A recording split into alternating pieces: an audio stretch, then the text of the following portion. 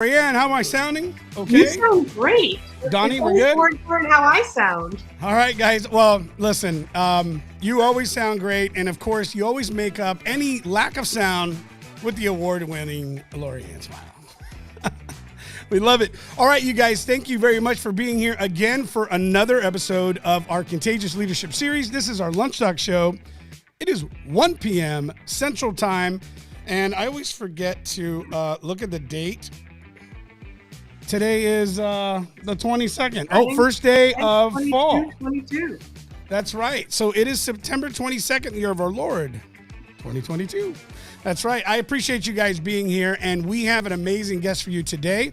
And we're going to be getting into a couple topics in regards to expansioneering. All right. And I love this concept of understanding how to not blow the breaker box in our brain and increasing the capacity of it. Erik Luhrs, a coach and speaker in these aspects. I've looked at his material and we've had a great couple of calls prior to. You guys are in for an amazing show. Be back in 30 seconds. Lorianne, hope you're ready. I am. Paper and pen ready.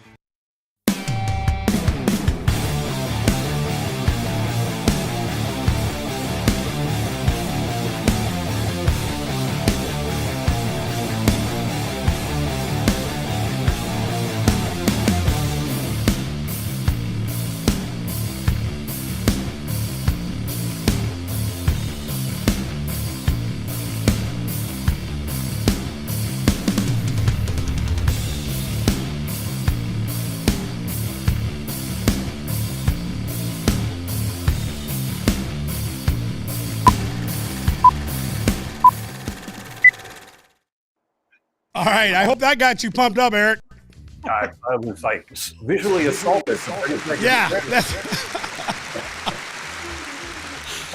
You know, that's awesome. I actually feel the same way. Visually assaulted. Yeah. I love that. Donnie, we're going to have to not forget that one.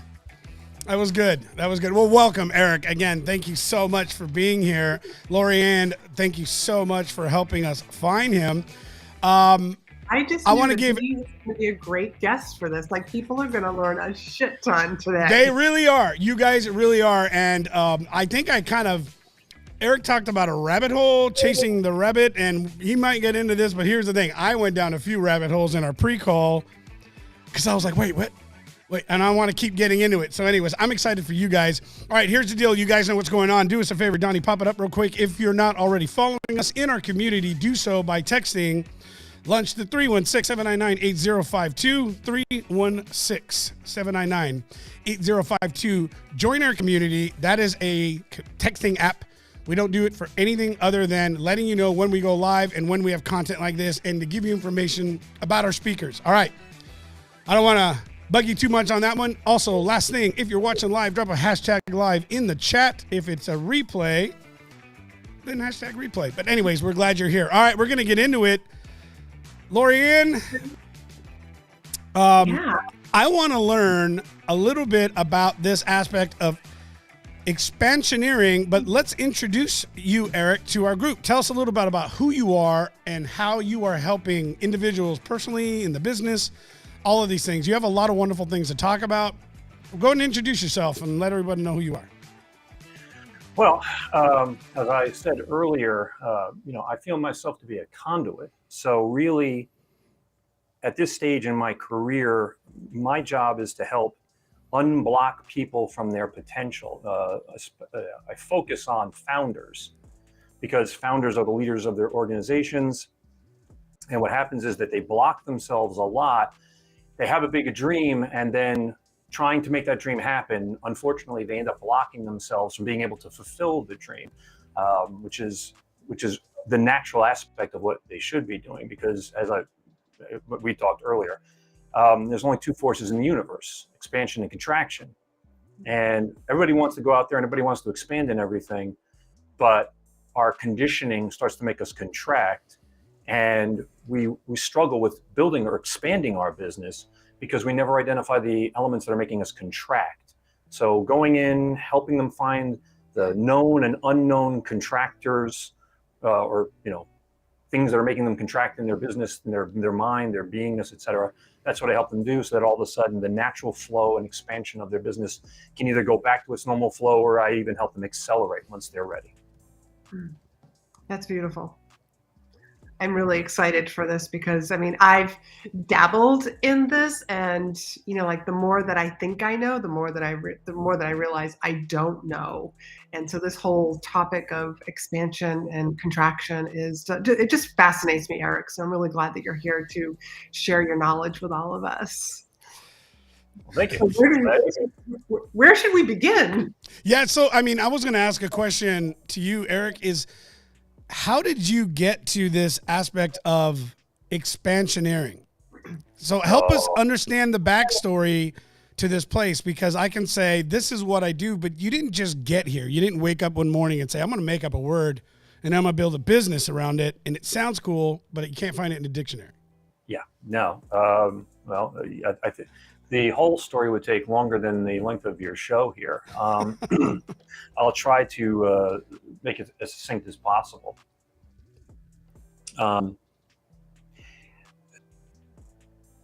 Psychic as a little kid, then that stopped mostly through most of my life. Kind of hang on, got through the rest of my life, got through college, yada yada.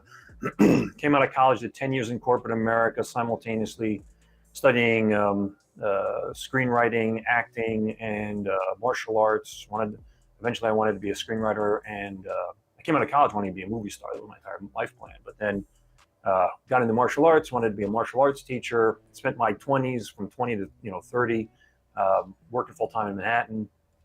Went from temp in a mailroom to being a director, having over 120 employees reporting to me. And then got fired from my last job in 2000 for doing it too well, which is a whole other story. Don't become a government contractor. And then I went out and I became a management consultant for several years. And then I wanted to start my own business, right? Because I was making all this money, and it's about 2005. I was making money, had a nice house, 2 cars, was never home. I'm like, all right, I wanted to be home. So I started a bunch of different home-based businesses. I did a bunch of different things. And then ultimately stumbled my way into being a business coach. And I had started studying people's brains. Right before being a business coach, I'd been something called a professional organizer, which was helping people organize their homes and offices. And most people were screwing around in people's closets for $40 an hour. And I figured out how to coach people by phone for $400 an hour. And that's because I realized what people were doing in their physical space was a manifestation of what was going on in their brain. So I became fascinated with the subconscious mind. That's how I started into business coaching. From there, I studied neurolinguistic programming, so mind control. But I'd also had this side interest in the psychic piece. Like I said, little bits and pieces of it had kind of continued through my life. And, I studied things like Reiki and whatever. And then, about 2009, I developed the Guru's selling system. And I wrote the book, Be Do Sale. And that was all based on helping salespeople better leverage their subconscious mind for themselves and their customers. And then from there, a couple of years later, around 2011, 2012, I developed the subconscious lead generation system, because as the saying goes, marketing's job is to make sales superfluous, as Drucker said. So I studied lead generation for that, and I was like, okay, I'm better leveraging the subconscious mind. And then a couple of years after that, around 2015, I developed persona positioning, because I understood positioning can make marketing superfluous, which can make sales even more superfluous, I guess it could be. So there I was. I'm like, okay, and I had gotten great results with some clients, okay results with some clients. I'm like, 2x for me is okay. I know for other people, it's like, yay, I was like, whatever. But I had clients where I had 66x them in 8 weeks. Yeah. And then I had clients who went, but anyway, for a couple of years, I got pulled into corporate. I was doing a bunch of corporate stuff, and about 2.5 years ago, I decided I really wanted to help people again, because as being in corporate, you never make an impact. You just you write copy, you give them schedules, etc. And you hope you can, but you just don't have it. Well, because they saw my results and they just stuck me with marketing teams all over the place. So anyway, I said, okay, I want to work with these smaller business owners that I had been working with and really helping them make an impact. But what was the difference? I went back and I looked at, well, what was the difference between my miracle clients, my okay clients, and my clients? And what I realized was that the clients who did horribly were the ones who just wanted like copy, just wanted sequences, just like, don't talk to me, just here. You study my people, you study my competition, you figure it out. You know what we call that, Erik? So what? We call that in our team, we call that magic marketing. Magic marketing. It's a head. Magic marketing. I don't want to be involved. You just figure it out. We just want you to be here, and by being here alone, everything is going to work itself out. Everything's magical. By magic. All magic. Yeah. Anyway, so to close the book on it, the okay clients, I did some personal work with, not much. And then the magic clients, I realized that what had happened was they had changed. They had actually expanded as a human being. They'd become a new version of themselves. Sometimes going boom, boom, boom, like really exploding multiple versions in a very short period. And for years, I'd always thought it was just me being great at positioning and messaging. And then I was like, okay, how did that happen? And that's when I started to figure out that I had actually been helped. And because when I'm working with a client in a deeper way, their higher self shows up and actually it's trying to communicate with them, but it can't. But since I can pick it up, it starts talking kind of through me and, using my brain and my knowledge, but also its insight. And so I realized, as great as I was at positioning and messaging and whatever, I'm going to sit here and say, I think my stuff's great. And there's lots of great people out there. It was really the client's expansion that made the difference. Because because I've taken the same techniques that I had given people that massively expanded, given them to other people and said, well, it worked. It exploded this guy, it just exploded for you. And they went, and that's when I figured out the difference. So. Right, because it wasn't their story. It wasn't their higher self. It wasn't their system. It wasn't meant for them. Right. So when we were talking a little bit, prior, Erik, I had asked, at what point does, what you're doing and what you've found become more customized and more personalized? And so what I want to be able to do here for the folks that are listening and watching, this is going to be a deeper conversation into areas of the mind and separating them. And you explained it to me this way, and I think it would be really good for our listeners to hear you do it to them, explain to them as well, how we have this difference between mind and brain. Help us understand that. And for some, like myself, you may need to go very slow and use small words. For others, like Lorianne, who can understand words longer than 4 or 5 letters, they're going to be okay. But I really love how you explain this. Please do that for our listeners. Sure. So, as I said, I fell in love with the subconscious mind because I thought it was the end-all, be-all of everything. That's why I studied NLP and even delved into things like enteric psychiatric studies and psychological studies, which is studying how the stomach, how your digestive system affects your thinking. I went all in, like brain. What? See, just come on, Erik. You can't do stuff like that. This is what I'm talking about. You did this yesterday. And we went like our pre-call went like longer than the live call. I probably should have warned you. Like, wait a second, what I eat does what?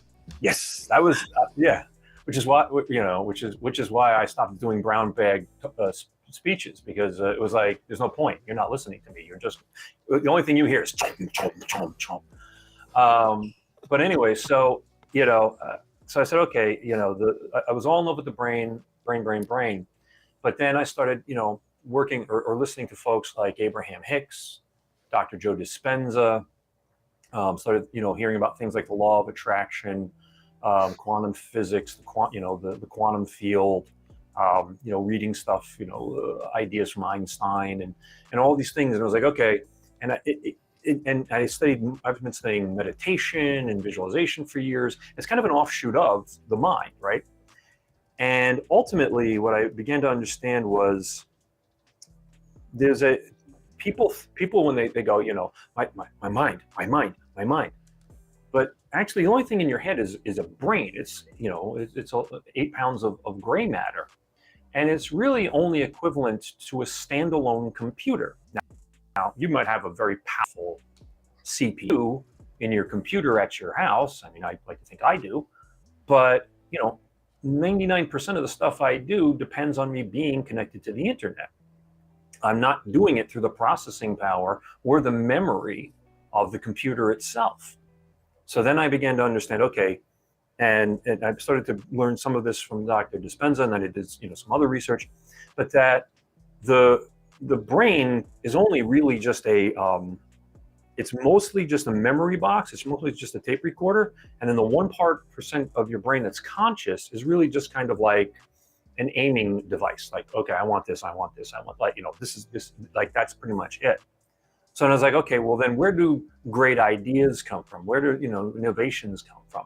And they come from your mind, but then it's okay, well, where is the mind? If it's not here. And then I began to understand the mind is all around. And they've done tests where they've shown, they've had people start, going outside of their brain, and the brain, certain areas in the brain will light up, and they'll have like electromagnet readers or whatever, like 8-10 feet away. And those things will start signaling. And you're going, well, wait a minute, why is this thing signaling 10 feet away from this guy if it's just this part of his brain lighting up? It should only be, his brain doing, funky things. And it's because all of a sudden there's just a bit of your mind actually interacting with you. Okay, you go ahead. Just tell me something. All right. Mind blown. Yeah. Well, I don't know. Is it mind blown or is it brain blown? Brain blown. So your mind already knows this. All right. This is exactly what I thought. All right. I'm gonna just take a second. Mm-hmm. Let's put a couple tags here. The brain, will we identify the brain as the physical element in between my ears? Yes. And the mind is the energy that flows in that organ. Yeah, well, your brain is like the screen in front of you in your computer. Yep. And then your mind is, once it's connected to the internet, is everything that's coming to you through that screen. Okay, because we know this. We know that in the last few years, I'd say the last decade for sure, right, there has been an expansion of information and so much science to back up that we're now understanding how much is actually happening and how much our brain has the capacity to do, because really our mind is essentially just a makeup of energy and different aspects of it. And so what you're explaining right now, the comments you're making, is that through these studies, the mind has the ability to actually expand outside of the physical realm of our brain and our body as energy, is what you're saying? Actually, your mind was already outside of your body. Your body was the last thing to show up. Everybody thinks that everybody thinks matter creates the field. The field creates matter. There goes everything I learned in school. Yeah, this is great.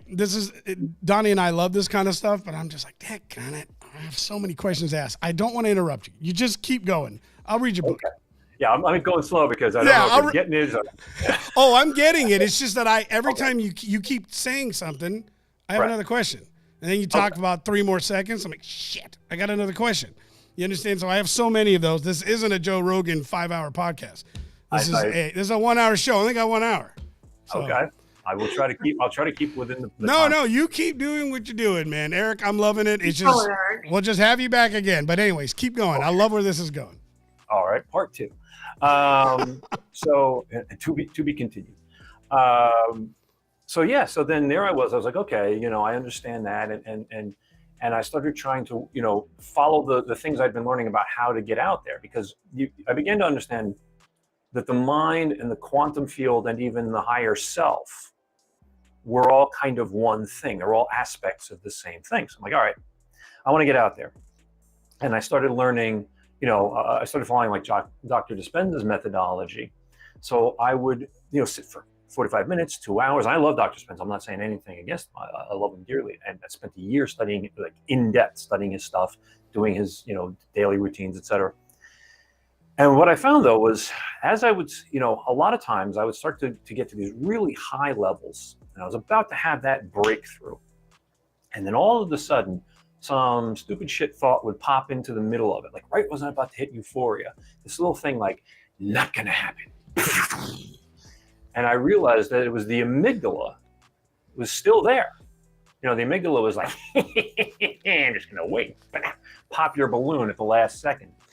So I was like, all right, no matter what's happening, I keep using the brain. The brain is in the middle of this whole damn thing, and it can, its shortcomings are short-circuiting this process. And yet Dr. Dispenza kept talking about the field. And like Abraham Hicks talks about the vortex and stuff. I was like, okay. So that was, I was at the field, and then I was listening to Abraham Hicks, and Abraham Hicks was saying, it's just about feeling what you want, not about trying to make it happen. You don't even have to think about it, just feeling what you want. And I was like, okay, so the field isn't responding to what I'm saying. It's not even responding to what I'm thinking. It's really responding to how I'm feeling, because thoughts are limited, emotions or feelings are forever. So there's a lot more power in feeling. So then I said to myself, okay, can I just go into the field with a feeling? And so I started teaching myself how to, first feel my body, and then from outside feeling my body, like feeling my inner self, where the higher self and the physical self start to come together. And then it was like, okay, now I feel my higher self and ultimately source. And when I would get out there, it was like, okay, now I want to, I'm not going to try and have a thought. I'm not going to try and create anything. I'm just going to offer a construct of a feeling that I want. It's just like very simple, like, abundance or freedom or something. I'm not going to say it has to feel a certain way or it has to do anything. So I would do that. I just kind of drop that out there when I was out in the field. And then it would be like, like being on an ocean, all of a sudden you see like a big wave just sort of coming back, and it would like come back through my body. I would just feel it, and just keep but keeping the brain down. The brain kept wanting to come back in and take control. And I was like, no, just ride the feeling. And then ideas would start popping up out of their own. So I started using this with clients. I said, okay, and I started teaching them. I call it's one of the components of expansioneering is what I call field work, except I spell it FEELD, field work, so that you go out into the field with feeling, and how to actually allow the feelings to create the physical outcomes that you're going to have, and then allowing that to reverse engineer for you, instead of the old thing about, okay, imagine yourself 1 year from today. Okay, how much money have you got in the bank? Okay, where are you? Okay, what's going on? Okay, how did you get there? I guess it was the thing I'm doing right now. Okay. Erik, if I can just pause you there for a moment. We are taught, and when I say we are taught, that's what everything that's out in the internet, really is about thought first.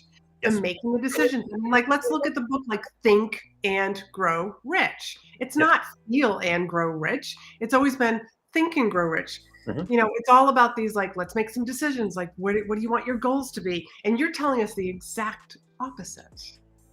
Pretty much, yeah.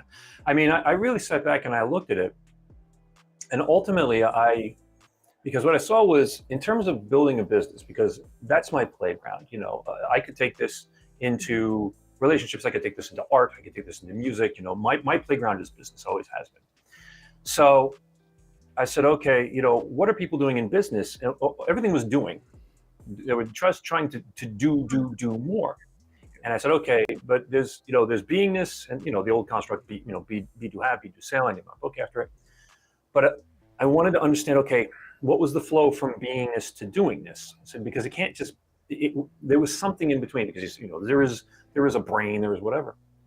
And what I began to understand was that beingness is like having your own personal nuclear power plant. You can pull as much amps out of that SOB as you want. It's there for you. It'll just keep feeding it to you. And then it was like, I understood next, it comes to the brain though, because it's like you make a desire, and then the source says, okay, and it creates it. Your higher self creates it energetically, and it starts flowing it to you. The brain, specifically, or more specifically, the amygdala in the brain, acts like a breaker box. And if that breaker box can only allow in 100 amps and 2,000 amps comes flying at that breaker box, all the breakers going to pop off at once. House is going to go dark, and you can only turn them all back on, but only to the point of 100 amps. That's all you're going to allow. After that, so that was the key thing, was first, how to get the brain out of the way or up the amperage capacity. But then it was like, okay, now what you're thinking is influencing how you feel, how the body feels. Right. What the body is allowing. Because now all of a sudden I'm beginning to complete the circuit, right? I'm going from my beingness through the thinking into the feeling, because I'm fully embodying what higher self is sending me. And then finally into the quadrant of doing. And that was where all that change came from. But it wasn't coming from thoughts. It wasn't like sitting around like, I've got to think of great and wonderful things. Like the best ideas, we always say, it just came to me. Yeah, it does. It doesn't bubble up out of your subconscious from something you ate for lunch in 3rd grade as a memory. It comes to you, you're walking down the street, because your breaker box is wide open, and it's just like, bam, Hey, so let me hold on. Go ahead, Rigo. Summarize this for our viewers. Yeah, I'm getting text messages in from my wife. She's like, I knew it. She's like, yes. So I was like, please just comment. She's like, this is. I'm gonna steal it. Sorry, Michelle. She goes, yes. It's like the way I have always thought. Reality is the opposite. Mind first, then matter. Don't say yes, Eric. Okay, no. You're not. That's. Come on. No. But here's the deal. So I'm gonna tell you. So, all right.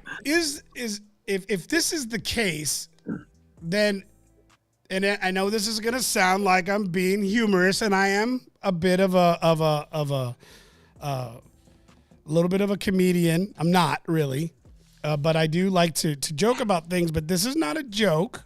I'm just giving a disclaimer. But would this be a reason why a lot of times, at least for myself, I tend to get the best ideas while in the restroom? Oh, yeah. And I mean, I'm being honest. Like, why is it that there's certain places where, and certain times, where all of a sudden the shower, yeah, maybe I actually, yeah, some people do. For me, it's sitting on the toilet. I'm just gonna be real. Okay. And when that's where I'm at. Sorry. So if I have this little guy, he's my little voice recorder, and I have him with me always. And yes, I will pop it on, and I will admit there's many a time that I'm taking my morning or evening sabbatical, to put it. I call it my morning constitution. But anyway, there you go. Your morning constitution. Sorry, Lori. I have to know. Things will come. I have to know. Going back to the enteric, the studies of enteric psychology. Real quick, the enteric nervous system is its own separate nervous system from the body. The digestive tract of the human body can actually digest food without any input from any other parts, any stimulus from the brain, etc. It will take it from beginning to end on its own. But the enteric nervous system will basically hijack the body when it's doing high intensity actions like chewing, swallowing, and starting the digestive process. That's why doing lunch and learns is almost useless, because you can be giving groundbreaking information to people and all they can think about is tuna, as they're chomping down, because their enteric nervous system hijacks a good portion of their brain function. Oh my God. So when you are sitting on the throne, there's so much. Taking action, all of a sudden you're activating the enteric nervous system, which is hijacking the sort of conscious or unconscious blocking of the brain, and all of a sudden, and that because the higher self's right there, it's just waiting for that chance to drop it in before you are you saying that seriously? There is a moment of when that blockage is out of my body, it actually is getting out of the way of my mind. The activation of your enteric nervous system, because the bottom of it is your anus. You're activating that, and all of a sudden it pulls conscious energy out of the brain that the amygdala would try to use to be a breaker box.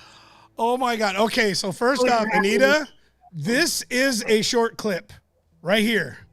Okay, I don't know anybody else who's going to talk about the anus and expanding of your mind on a live call. Just wait a minute. And this also means wait a minute. This also mind means, blown right now. I'm just saying, I'm like, what is new meaning going to the on? expression "blow your mind." also, guys, for everybody who rushes their routine, Yes. you're actually telling them to take your time. So, Michelle, since you're watching, the time I spend in there is actually critically important. No more rushing. Yes. All men, right now, Exactly. you finally have something.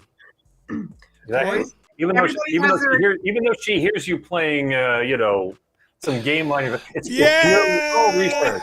I'm playing wordscapes, but it's for my business. You know what, Eric? You could have kept that part out.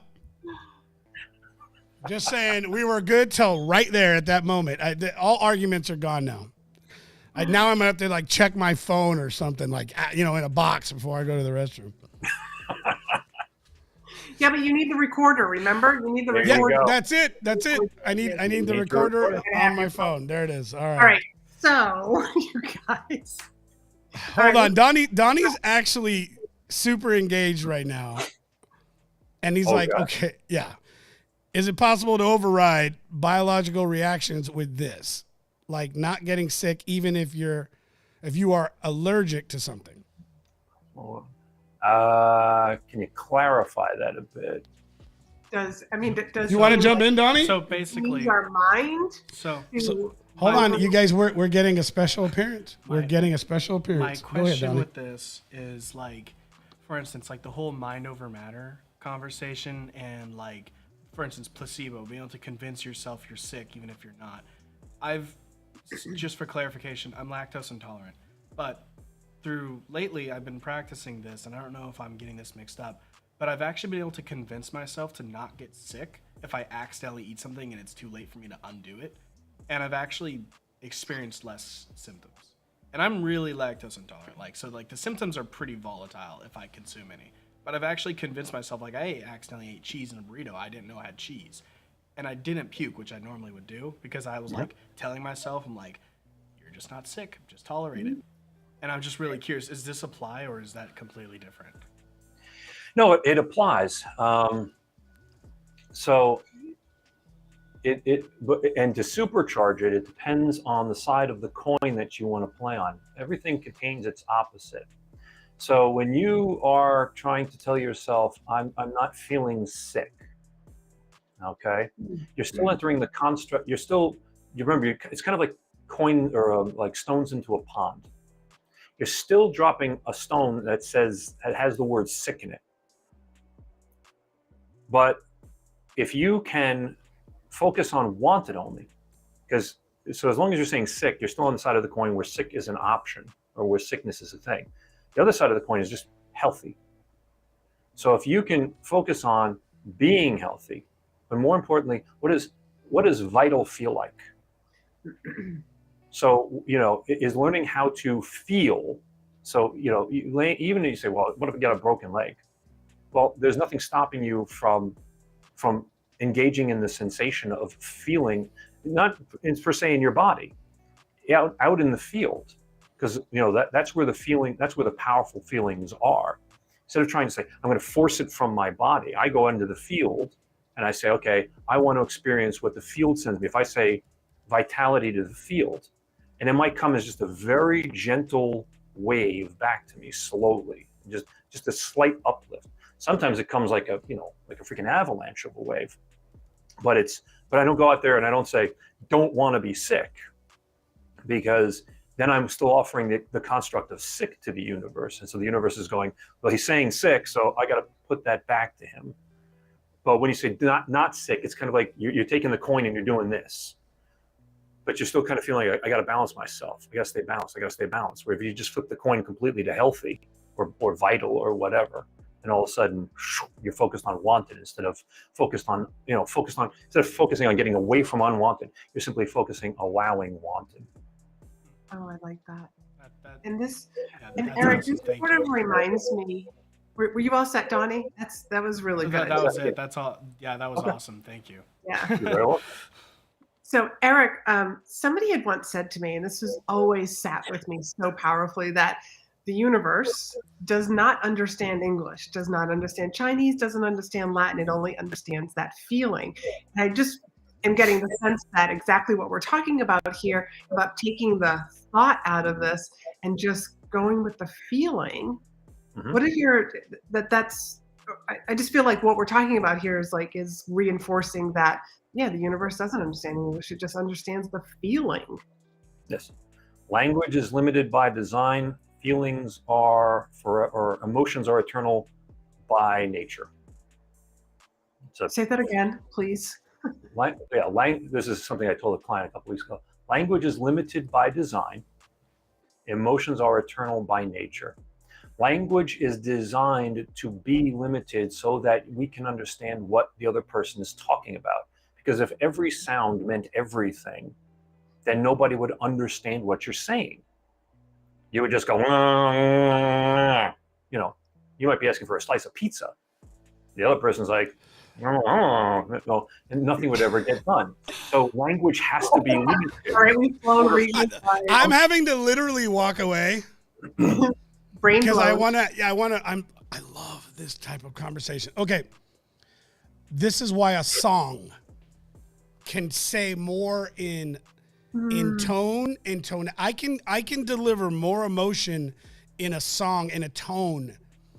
This is why certain sounds, especially those of natural aspects, this is why we can connect in such a way with our thoughts when we're in a place where there's no words, right? Because we're connecting with feelings and emotion to almost to the actual word, right? So we're starting to get into the spirituality of us as a human being, but this is kind of my blowing my mind because we've been working on some other stuff in some of my other coaching that I'm involved with personally, and I had this thought this week, and then we're meeting because there are times that a song, a tone, a solo will create something within me innovating within a thought, within a new idea in a way that no words can. It's almost as if my mind understands the language that is being spoken and then tells my brain what to do. I'm trying to figure out how to say this. Or does the song just share the feeling, and that's what it is. Like, well, and that's what I'm saying. Cause right. I play instruments, and I have, like, when you listen to a composer or to some music that a composer have put together, there was feelings built into those tones, right? Somebody composed it with feelings, and then you're getting those feelings, even though there's words being sung. Sometimes, at least most of the times for me, what's more important than just the words is the tone, because the tone can give me more. And if we look at history as a race, as humans in general, we have been sharing sound more than anything else, right? Sound represents tribe, and it represents culture, and it represents things that words can't say, right? What's the saying, like, you sing what you can't say, right? The things that you can't express properly, you sing it in a song, and then it gets across. So I'm just connecting with this feeling thing. Anyways, I'm Yeah. sorry. Yeah. No. This is good. This is really good. It's making me feel like Sarah Brightman. Like I will play her music in the car, and she's speaking in Italian, and I have no idea what she's actually saying. But boy, does like that her music touches my soul. Yeah. So this is completely making sense why she touches my soul. Yeah. Erik, I have another question because I know that, like when we were talking before we started the show, like we are, as children, we are tapped into this. We have that imagination. We have an intuition. Like I can look back on my life and some of the creative ideas that I had. Some of like people would ask me questions and I'd be like, didn't you already ask me this? Like it was like I intuitively already knew what the answer was. Yes. But I somehow learned to lose that. And I think that would be really important to share with everybody who's watching today. Why is it that we had that as a child and lose it as we get older? Okay. Rico, hold on to your head. Okay. All right. Hold on. I'm holding. So when you come into physical form, then you come out of your mom, you are basically source in physical form. Unedited, unneutered, anything. That's why when you look at a baby in the crib and it's doing things like this, and it's looking at its hand, and you go, oh, dumb baby, figuring out what its hand is. That's actually a massive spirit in a tiny little physical body, because physical energy is actually the slowest form of energy. So this energy that was eternity is now compressed into this little physical form in this physical universe, in this tiny little thing. And it's just figuring out like, oh, okay, if I feel this thing, then this, and that moves, and it's figuring out how the body works. But we look at the kid and we think, kid dumb, kid doesn't know anything. That baby is actually the universe. That baby knows everything. Now, it may not be able to articulate it, like I don't know, whoever, some MBA from Harvard or something, which actually they probably even know less, but that's a completely different story. But, so we start teaching children how to have a great life and how to be better people and how to serve and how to work and how to, math and, all this stuff. And, religious leaders teach them this, and people they see on television teach them that, and their siblings teach them this, and their friends, and they pick up all these things. And we're doing all of this for their own good. The road to hell is paved with good intentions. And that's what happens is we are taught to stop paying attention to these energies outside of the physical. That's right. Stop, you do not have an imaginary friend sitting next to you. He's right here. And he is not. Stop it. Don't ever say that again. I'll punish you if you ever say that again. And so the amygdala kicks on and goes, oh, well, better stop paying attention to him. Better stop paying attention, because the amygdala's job, being the oldest, slowest, lowest part of the brain, that's why it's sitting at the bottom of it, is it's your fear, your fight, flight, and freeze response. It's your fear center. It's, so it learns everything to be afraid of. That's what, don't do this, that person will be mad. Don't do that.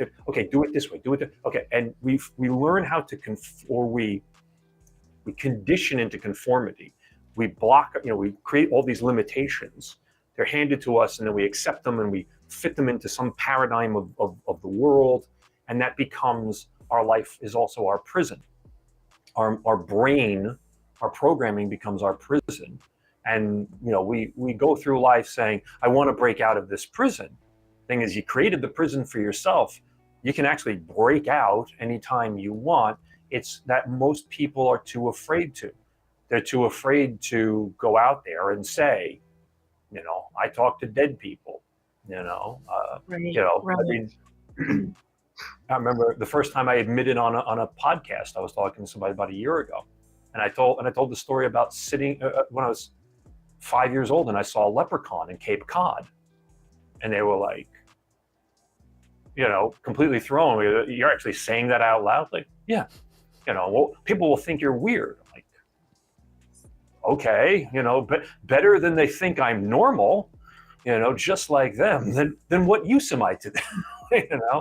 It is what we are most useful to other people when we are being the most of ourselves, and we are the most useless to people when we are trying to give them what they want according to what we think they're asking for. All right, so let's go back. Whoa, yeah. Rewind. Rewind. That was my rewound sound effects. Okay. Yeah. Okay. So I love that, and I'd like you to say it again. But what I'm catching is we are the most useful when we are authentic, and we are less when we're trying to be who they want us to be. Right? Say it again the way you say it, because I like that. Okay. Now, I'll do my best, because half of what I say is coming to me. But great thing is it's all being recorded, Eric, so we can give it to you, and then you can start quoting yourself. Yeah, you've been calling on higher, so things have been coming through me now. Awesome. But basically, we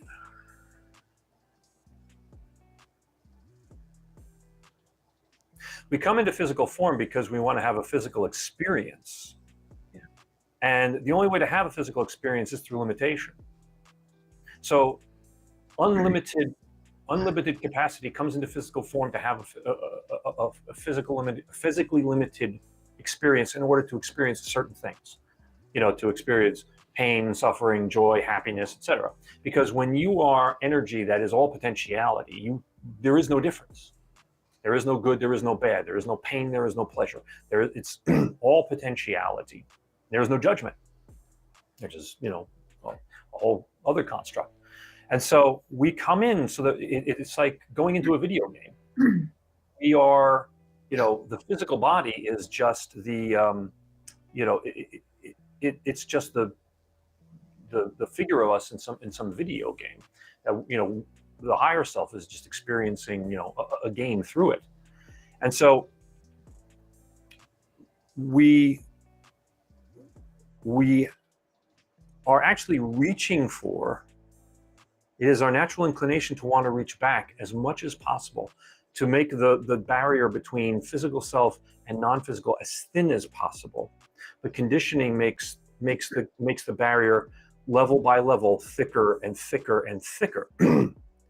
And that's what, the more we are conditioned away, or that barriers are put between us and our higher self, the more unhappy we are, the more we suffer, the less we enjoy our life, the less we achieve in life, the less we flourish.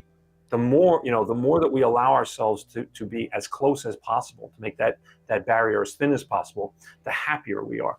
And so that's why you have people who will spend half their life and they'll get incredibly wealthy, and they will be miserable, and they will and they'll be sick, and they'll be miserable with it, and eventually they just they give away all their money and they go live in some monastery, playing with a sand garden all day and meditating, because they are trying to find this peace.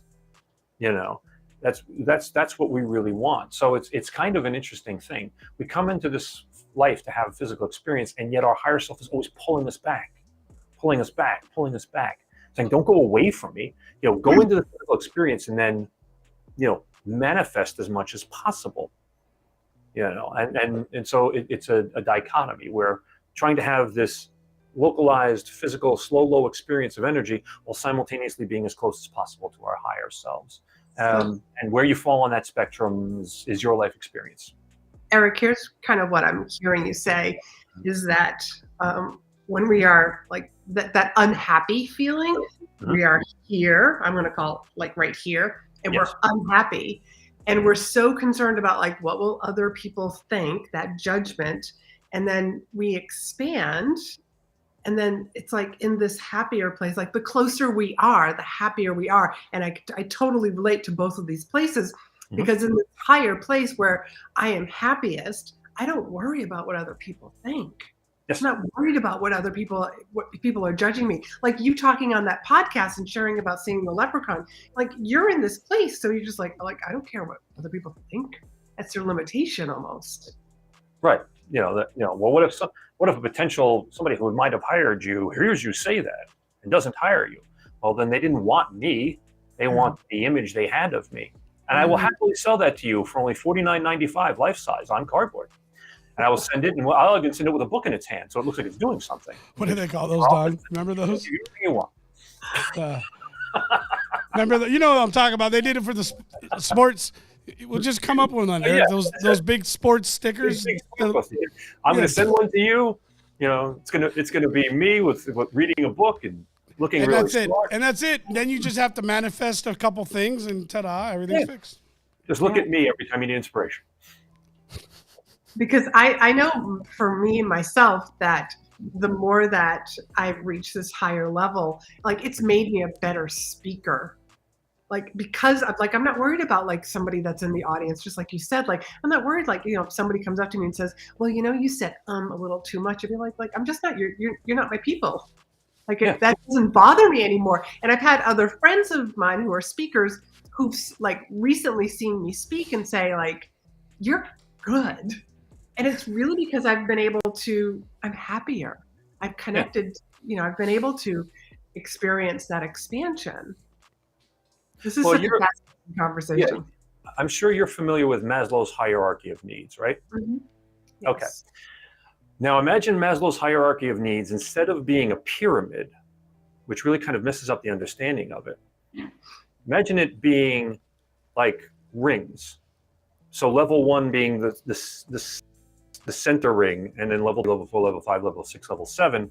He actually created an 8th level. But for most of the time that it was around, the highest level was level 7, was self-actualization. And it was Maslow who, and now he's at an 8th level, which is transcendence, which is really when you start crossing back and forth between the border, which makes you an illegal immigrant. But let's not go there. Anyway, but the 7th level was self-actualization, and they asked Abraham Maslow one time. They said, what do you mean by that? And he said, it's being free of the good opinion of others. So that's really, that's what you're talking about. So instead of visualizing the pyramid, just visualize it like rings. Now, a lot of people think, though, because Maslow made it like, well, you have to conquer the levels. That's what he made it sound like. Like, you got to have 1 to get to 2. You got to have 2 to get to 3. And what I began to understand was energy has no bounds. So it wasn't a case like you can be. We're confining it. We're trying to, because we don't always understand this. This is the same for a lot of conversations, but because we don't understand all of it, or we can't completely comprehend it, we put it in a box. We give it rules. We give it a process. We say that, well, you have to start at 1 to get to 8, even though it's just being identified so that our brain can understand it. We're giving it rules, right? And one of the things I think is really powerful, what you said, Eric, is the quote was not to be free of people's opinion, it's free of people's good opinion. And I thought that's powerful. Yeah, that's powerful because the good opinion, where we don't even need that to understand what our value is and what our purpose is. Yeah, because it comes from inside. Right. Now, let me give you, because I love to add little twists onto people's quotes. So Abraham Maslow said, self-actualization is being free of the good opinion of others. My little tweak on that would be including yourself. Yeah. Well, I mean, I've explained this when it hit me, and I talked to my friends and family and people that I will share a lot more with, and I like to remind them, don't forget the greatest adversary. Obviously, we all know this is going to always be ourself. But I said the same energy, power, all of those things that you go into life with, that same guy or gal exists on the negative end, like just as clever, in fact, typically they have no rules, right? Just like you see a movie, the bad guys have no rules. Good guys are always looking out for, collateral damage, and they're caring for the innocent. So they can't just blow things up. They're trying to get to the individual because he's trying to hurt somebody. But the person who's the bad guy in the movie, they don't care. There is no recourse for what they damage on the way out. When we're working to make these changes in our life, it's us as the villain. And it's us with zero care on what we damage in the process. And so I love that what you're saying here, because this is I think a critical element for leaders and for people that are trying to really build something better in themselves and in their organizations. And I think we keep coming around to this, Erik, and a lot of the different people that we're speaking with. And I really would like you to kind of close us out with this as we get ready to end the program. And by the way, I'd love to have you back and get deeper into one or two of these conversations, because we touched on so many things. I want to learn more. I want to talk about this some more. But, ultimately in the end, it feels like no matter what we try to avoid, if we are looking to become stronger in our careers, because that's what this essentially starts with, right? Leadership, mentorship. Let's talk about how we become better. How do we build a better business? How do we, do better in our teams? How do we get past these moments like we put in the title, why our brain fails us, the mind versus capacity. Mm-hmm. It all comes down to truly first dealing with self. Like, you cannot go any further in life until you deal with self. Yes. And so as we get ready to kind of close this up, help us understand again in a compact version, much without blowing my mind on any more issues, please. I don't know how much more I can take, but Erik, as you're working with your clients, thank you, Don. As you're sound effects guy, just bad timing. When you're working and how you help your clients, help us understand how you take them through that journey and how they're going to get the results they're looking for. Because I want people to be able to know what you do and who you are and reach out to you. Because if you can help somebody, that's awesome. So again, kind of bring us there and help us understand if I'm on something right there, leave us with some wisdom, some words of wisdom. Okay. Well, I mean, real quick, procedurally, I take people through first figuring out who they really want to be, because most people are focused on goals and outcomes that I call the Facebook revenge list. They're trying to do what other people did and achieve what other people achieved. So getting clear on who you really want to be and what you really want to have, what outcomes you desire is key. Most people in life don't do that ever. Then that already starts to clear the pipes. Then when we get to the brain, the second piece is finding out, okay, what's popping the resistors, or, what's popping the breakers, what old beliefs, habits, patterns, teachings are in there, and ferreting those out and then replacing them, or eliminating them so that, the breakers don't pop, in our thinking. Then in terms of feeling, I teach folks, I teach people how to do the field work process, and there's a lot of offshoots of that, and then help them, that's where we can go into the field and figure out if they want to, if they need leadership, what does leadership feel like, and what are the outcomes from that, or, building the business. It's all about finding the feeling and then allowing the feeling to flow. And then finally in doing, but doing is really the sort of the bowl that catches the ideas and concepts that come from the feeling, from playing out in the field. And so in procedure, that's really what I do. In the most simple terms, I get people's brains out of the way of their beingness. Brains out of the way of their beingness. That's a huge statement in a few words. And if you get out of the way of your beingness, you'll build your business. Yeah. If you get your brain out of the way of your beingness, then you can build your business. That's what you said, right? Yeah. Well, You build yeah. everything. The tagline I was playing with was scaling business through scaling business. So, Eric, first off, I'm Rico, are you okay? you know what? I'm good. It's just there's so much here, and I think the reason why, for those of you guys watching, like, this is aligning with a lot of things that have been going on in myself. And so remember, the reason why we do this is because we want to grow and we want you to grow with us, and we want to share this with you. There's so many incredible men and women out there doing incredible things, helping people in incredible ways. And that's the whole purpose of this program, has always been focused in ways to become better in leadership or in mentorship, and to expand ourselves, because the more that we become a person who can touch other people's lives, right, then other people touch other people's lives. And we continue touching people's lives. And that's how it works. And then everything gets better, and communities get better, and the world gets better, and all of these stuff.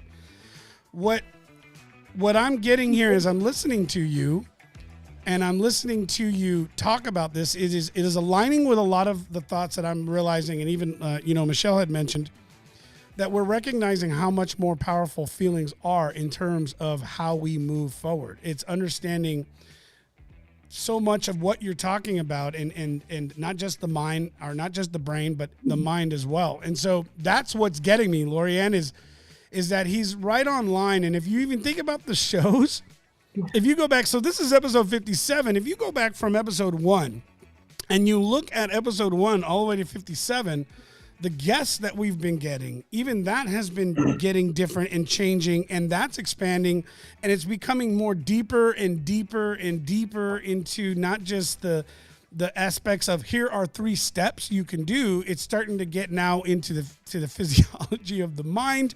It's getting into the emotional aspect. It's getting into so many things at the core of who we are as spiritual beings, on top of a meat palate. And really becoming better us to become better at whatever it is that we're doing. So that's why I'm like, because I'm like, man, this is right in line with where my mind is right now. I don't even know how do I say this now, Eric? Do I say right in line with where my brain's at, or right in line with where my mind's at? Or do I say right in line where my heart's at? It's all about the feelings. What are you feeling? What do you feel? What are you feeling? It all comes down to how much of your true self are you allowing into physical form. How much of your true self are you allowing into your physical form? It's about remembering who we really are. Yeah. Is this in your book, or is it in your training? Oh, no. The Be Do Sale I wrote 11 years ago. So that's pretty much all subconscious stuff for helping sales. Got it. Everybody keeps telling me I have to write another book. And I'm like, all right, as soon as I figure this all out. But I, at some point in the not too distant future, I will sit down and actually start writing my next book. Well, listen, for those of you guys who don't know who Erik is, let's drop it into the chat. I'll make sure that we do that for sure. And I'd love for you guys to connect. I'm really happy that you guys are all here. Thank you so much for being a part of this. Erik, thank you for being a part of a program.